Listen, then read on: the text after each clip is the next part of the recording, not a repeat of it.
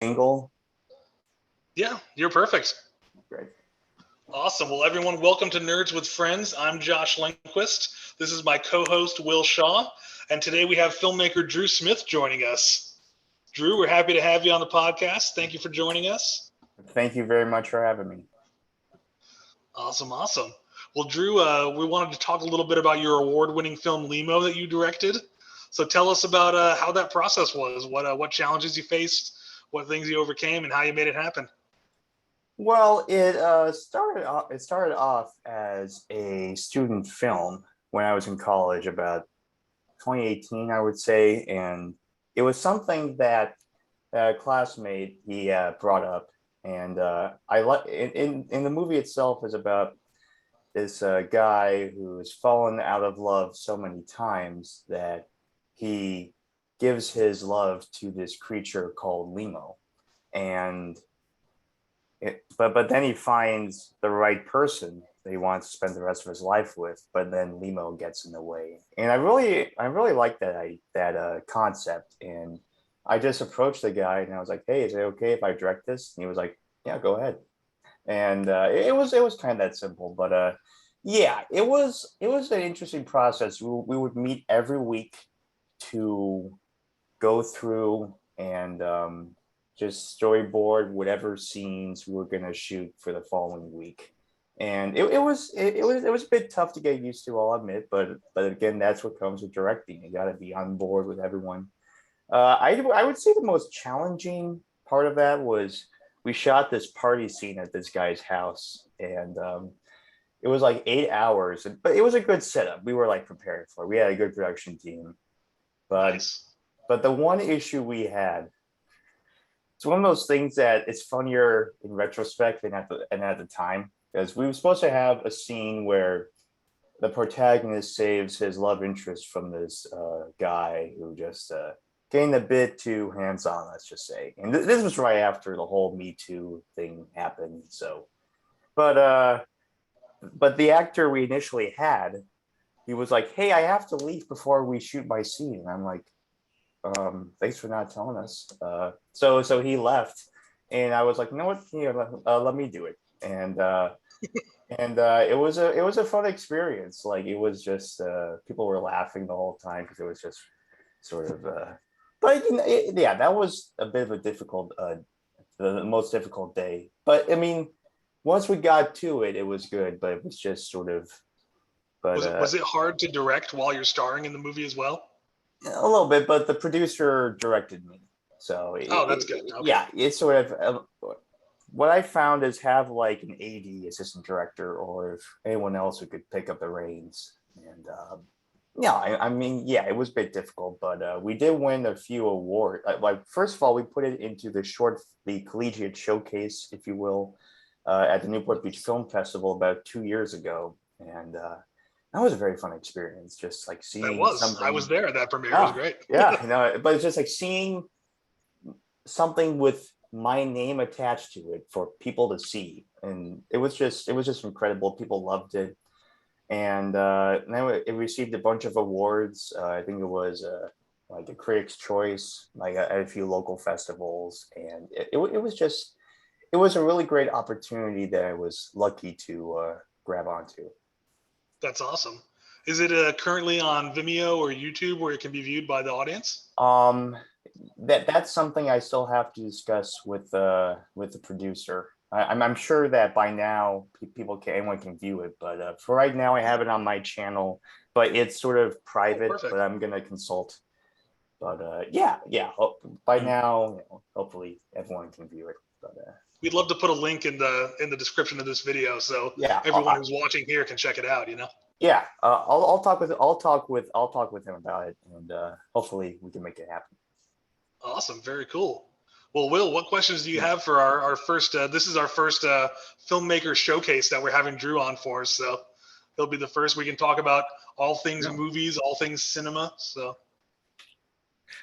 Well, actually, I wanted to start out. What got you into filmmaking? Was it just a love of movies, or uh, especially because you said you made this in school? Was this where you knew you wanted to go, or was this just something you fell into?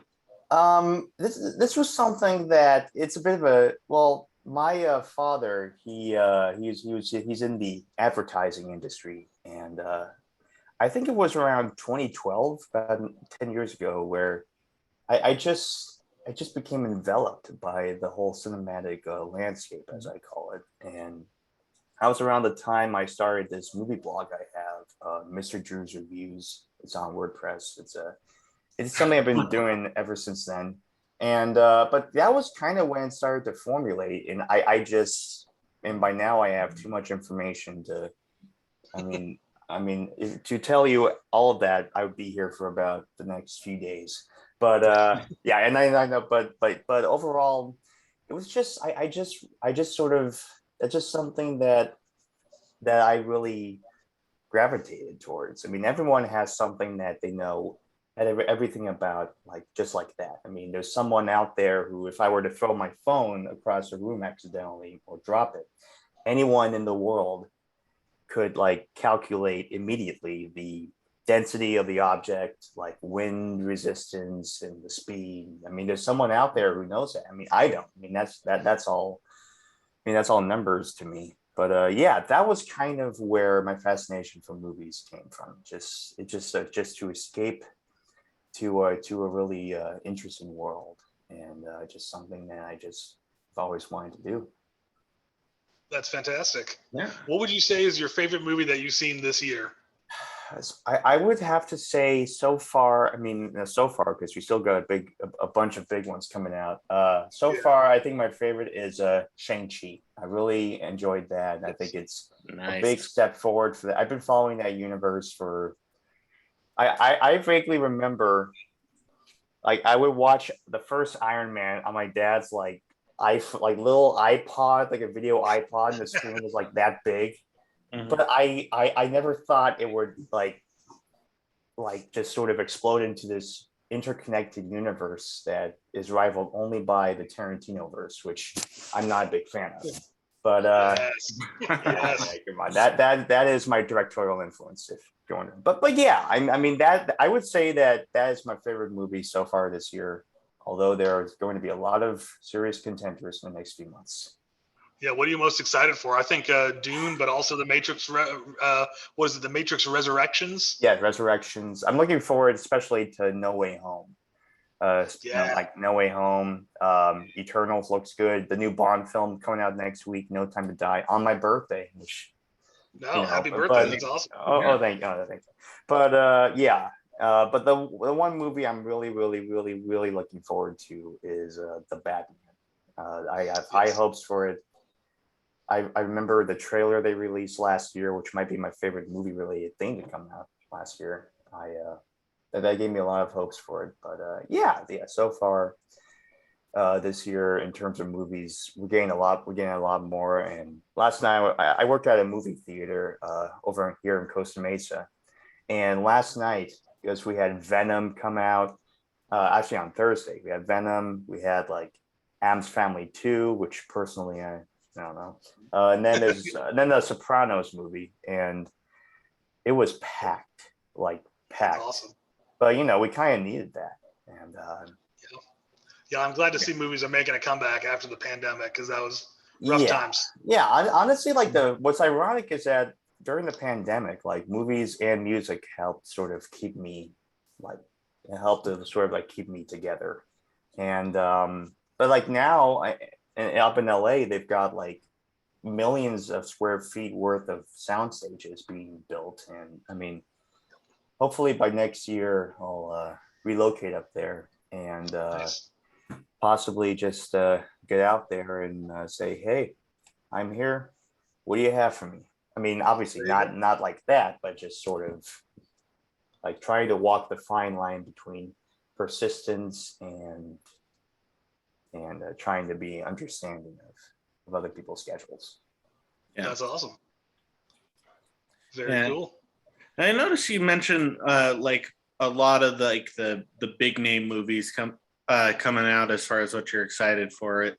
But you mentioned Tarantino has been a big influence. Do you find that you tend to like go towards more of that oh, how do I even categorize that? That kind of like outside, more obscure way of Yeah, storytelling that Tarantino has. yeah, sort of like independent. Yeah, I Yeah. do tend to gravitate. I mean, I'm generally fine with what we do in Hollywood, but oftentimes I feel like we're a bit limited. So I usually go to either independent cinema, like what Tarantino started off in, and even like Mhm. people like Edgar Wright. But then I go to like international films. I used to say foreign films, but I now say independent features. It sounds a bit more inclusive.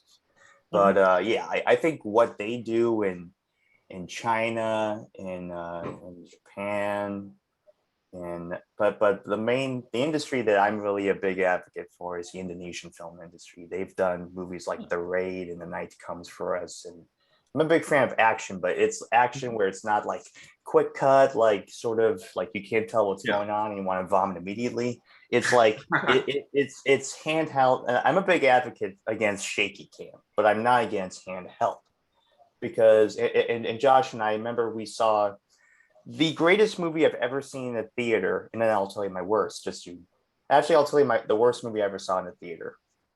Fantastic Four from 6 years ago. Oof. It That is, was a rough one. yeah. I mean, when you make the ones from like 10 years ago look Oscar worthy, Yeah. yeah. I remember like I went with a friend of mine. He was like, "We should have gone to Mission Impossible." And I'm like, "Yeah, you might be right." But yeah, but the best movie I ever saw in a theater that made the impact it meant to make was The Raid 2. I remember it was a really, really, really bad time in my life. It just wasn't pleasant. And then I went to see it and it was like, hey, maybe this will cheer you up. And I remember being on the edge of my seat literally, like every movie prompts. I remember just like the way it's shot, you can clearly see that these guys put like months of effort into it, not just the fight choreography but also the blocking and sort of like where the camera is going to be, how it's going to move, whether it's going to be one of many overhead shots or like sort of a drone shot or a crane shot. But Yeah. I really, but yes, to answer your question, I do tend to oftentimes gravitate towards independent and or international cinema. Yeah. And I think, yeah, no, I totally agree with you on the Raid. Just the way that they have everything so clear and clean that you can just follow everything, and that's part of the beauty there is you get so much tension from that, just knowing where all of these pieces are. No, yeah. And I don't mind handheld as long as it's like sort of like you're trying to to comprehend what's going on, but it's not like in Taken. I always say this as like the worst way to shoot a fight. In Taken 3, I don't know why there were three of them, but even Deadpool's trying to figure that one out.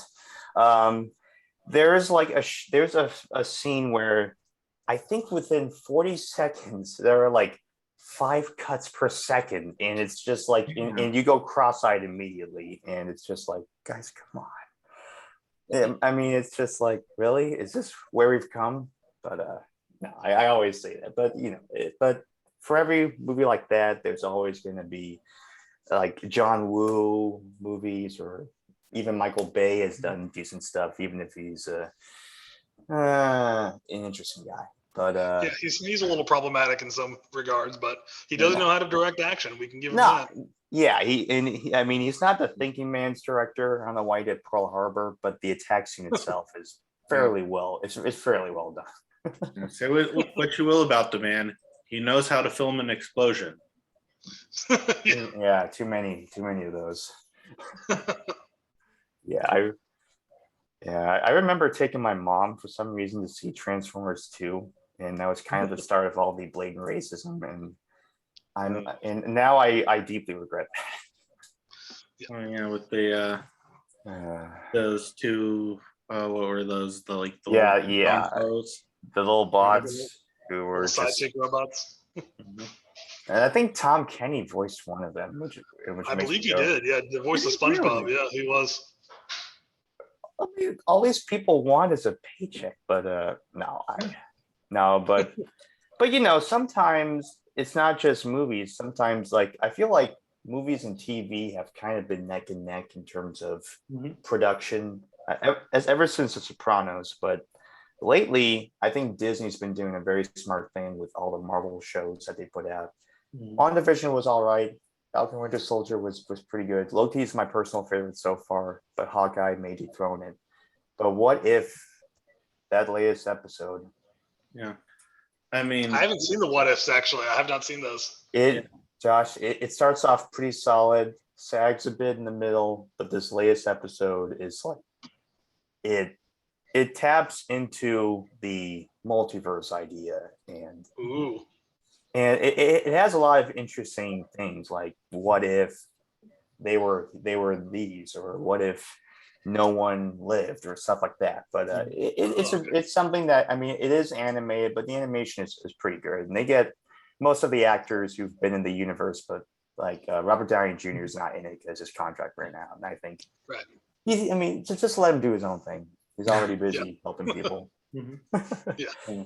I think what if, like, because it's kind of based on the Marvel What If comics, and like just feeding a lot of those like ideas that don't really have the room to be like a huge feature. And I think that it's absolutely brilliant what they've done there. And speaking of which, like being like independent film has often kind of been that ground for like cinema that doesn't necessarily warrant, or sometimes just hasn't been able to get that like $20 million budget. But what do you think of like the impact of these new streaming services like YouTube, Netflix? I'm totally spacing on everything else. Yeah, But Amazon Prime, yeah, yeah. all those. I don't mind them. I mean, I think the one issue I have, and this reflects on the recent Black Widow lawsuit with Scarlett Johansson and Disney, and Oh, yeah. yeah, personally, I wasn't sure why that was happening, and I mean, movies like that I feel deserve to only be seen on the big screen. I mean, that's why Shang-Chi has set the record for the biggest Labor Day weekend ever. And going forward, none of the other movies are going to be on Disney Plus, which I think is a smart move. But yeah, I feel like they're kind of putting up a new mini red flag. But you know, I mean, I've been a fan of Netflix's movies for the most part. I mean, they put out really good stuff, not just shows, but also stand-up specials. But and Amazon Prime are pretty solid. But yeah, I mean, it's not as much of a red flag as people are making them out to be, but it is sort of a new reality that we're facing, where a solid month after a movie comes out, it's going to be on like Disney Plus or HBO Max. Yeah. But Or but yeah, even personally, I'm okay with Netflix. it, and it's actually a funny little. I'm a big fan of John Carpenter, mainly because this guy, every movie he made was like a small budget, yet the story itself could have been equally like strong if it were on a higher budget. But sometimes you don't need one. You just need a good story, like good people involved with it, and now he's involved with Halloween Kills. So people obviously still don't know who he is. No, he no, he's just another influence Prolific. on mine, and it's just Mhm. he's still doing it, and Yeah. also a very good composer. No one really Oh, knew he really? composed. He I didn't know composed that. most of his movies except The Thing. John Carpenter. Really? I did not know that. No, but he used a synthesizer a lot, and it was pretty badass. But That's awesome. yeah, So what if you had $10 million right now to make your own movie, what would kind of be the things you would consider in going into production and choosing the story beats? What are some of the things you do with that? story beats. Well, Or what kind of story would you want to tell if you just suddenly had well, enough money to back your production? I actually have an idea for a story I've been wanting to do for a while. It doesn't really have a title, but it's about this woman who's a bit cybernetically enhanced. She's sort of it's sort of influenced by Neil Blomkamp's futuristic sci-fi dystopias. I feel like he's a new Paul Verhoeven when it comes to melding sci-fi and social commentary. And it's this woman who's sort of in this futuristic pleasure area, and she's been brought up on the notion that men are horrible, that all they think about is just that they only have sex on the mind and nothing else. But and then there's also this guy who's a bit of a shut-in, who's been in too many bad relationships, and he just doesn't want to expose himself to that. But then they cross paths and they see a bit of each other in themselves, and ultimately it becomes an interesting love story where he teaches her how to be human and she teaches him how to have a good life. And I'd watch that. That sounds fascinating. Yeah, it's just sort of something that I came up with. And yeah, you should write that out, man. That's great. Yeah, I'm in the middle of working on that. I'm also working on a little project called the Toolbox. It's like sort of an action team setup, and I haven't worked on it for a while, but I might get back to it and just sort of be like, oh, maybe this might be better. Similar to Tarantino, I always take influence from different movies, but rather than just copy it, I take one element of it and just sort of put it in the blender and just try something different. That's awesome. Very cool. Well, Will, do you have any other questions for our guests? We like to keep it nice and short on here, but we got time for another question if you like. Yeah, I was actually gonna just touch on, because that's you just kind of soft pitched another romance movie, and that's kind of how you got your start, it sounds like. Is that like a genre that you particularly like to work in, or is there a specific genre that you try to fit into? Well, I mean, I'm not a big on rom-coms that much. There are a few exceptions, but that's not the primary genre I'd like to work in. I'm more into crime dramas, action thrillers, things like that, and the occasional comedy that's smartly written. And but yeah, it's sort of like I imagine all my movies will have some sort of comedic element to it, even if it's a bit dark. But nice. I mean, nothing's for everyone. That's what I've learned a while back. Everything is going to be an acquired taste to someone. And that's a really great perspective as a filmmaker to have. I mean, look, Tarantino, when he directed Jackie Brown, he just wanted to adapt something, but in the long run, he's better at original stuff and adapting. I mean, his worst movie, he calls it a Death Proof. I still love it. Yeah, it's a ton of fun.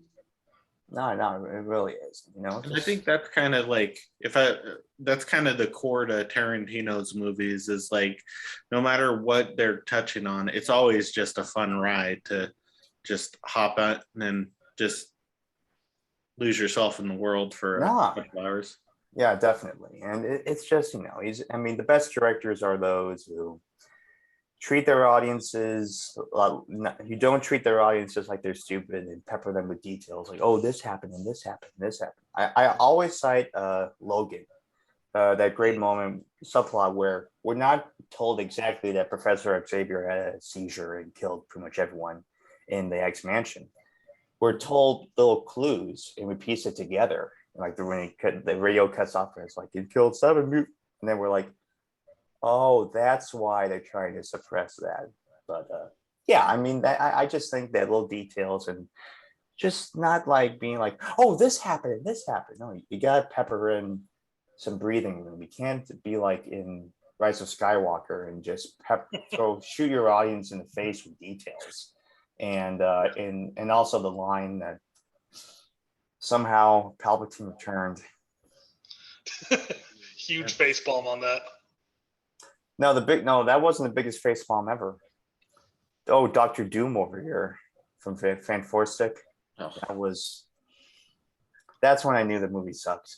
I mean, just don't do it. But it's just the industry. I always contended would not suffer. I mean, it did a little bit in 2020, but I think now that people want new stuff and they're excited to see it, not just at home with a subscription that only lasts them another month, and just getting out there and just physically going to see something and not just watching it for like $10 at home.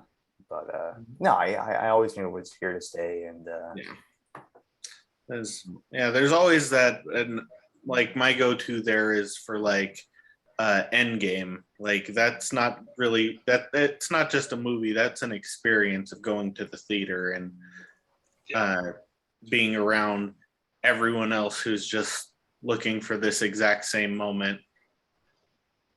Yeah, that was powerful when Endgame came out. So many powerful moments in the theater. No, I remember because like that was like the busiest my theater's ever been. Like we had to open up extra concessions, and I remember like the Monday after it came out, I saw it at like 10:30 at night. I didn't care that it was 3 hours. I just wanted to see what was going to happen, and then I did. And yeah, I pretty much leapt out of my seat a few times. And but yeah, I mean, movies like that deserve to be seen. I mean, this morning with Venom, like people were laughing, and I mean, because it's a comedy. It's not just comic book film. It's a comedy. It's a buddy comedy. That's what that little franchise is. And yeah, it's totally worth it. Totally worth it. That's awesome. Well, guys, thank you so much for joining us here. I've got to get back to the movie I'm working on because I'm sitting in the director's apartment. We're doing scene breakdowns today, so got to get back to that. But Drew, thank you so much for joining us. Really appreciate having you on the podcast, man. Hey, thank you so much for having me. Yeah, we'll put links to your work here when we post this. Any other projects you want to plug for yourself right now? Not at the moment. I think I plugged my blog, Mr. Drew's Reviews. Yeah. Yeah. So we'll definitely post a link for that in the description of the video. So awesome, man. Well, thanks so much for your time. Thank you for having me again. Of course. I'll stop the recording here.